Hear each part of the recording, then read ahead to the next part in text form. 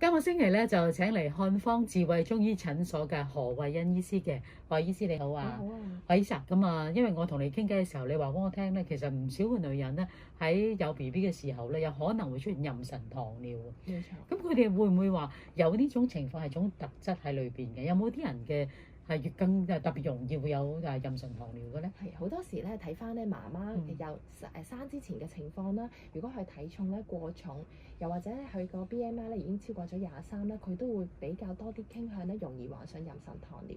同埋咧要睇翻咧究竟屋企人啦會唔會有個妊娠糖尿病史啦，甚至咧可能係佢今次咧知道已經唔係單胎啦，可能咧係多胎嘅媽媽咧有機會患上妊娠糖尿機會亦都會大大增加嘅喎。即係你覺得係一個風險因素嚟嘅，如果有即係多過一個 BB 嘅話。冇錯冇錯，甚至咧係可能以前咧曾經有多囊卵巢綜合症嘅女士啦，又或者係中醫角度睇咧，個體質咧係容易陰虛火旺嘅，可能咧係脾氣比較暴躁啊，又或者咧長期捱夜啊，導致咧陰虛嘅情況比較多嘅時候咧，佢都傾向容易患上妊娠糖尿嘅喎。係，因為好多人佢哋都會諗住就係過咗生完 BB 冇事㗎啦咁，可能採取一個態度就係唔理佢咯。咁呢個係咪一個好嘅方法咧？其實咧最緊要咧係積極治療喎。喺我哋嘅飲食啦、生活習慣啦、運動裡面入手咧係最重要嘅喎。其實可以人咧未必要去到用到藥物啦，咁都可以咧有效咁控制妊娠糖尿嘅喎。係，同埋因為聽到何醫師講咧，你話如果佢唔積極處理嘅話咧，有機會係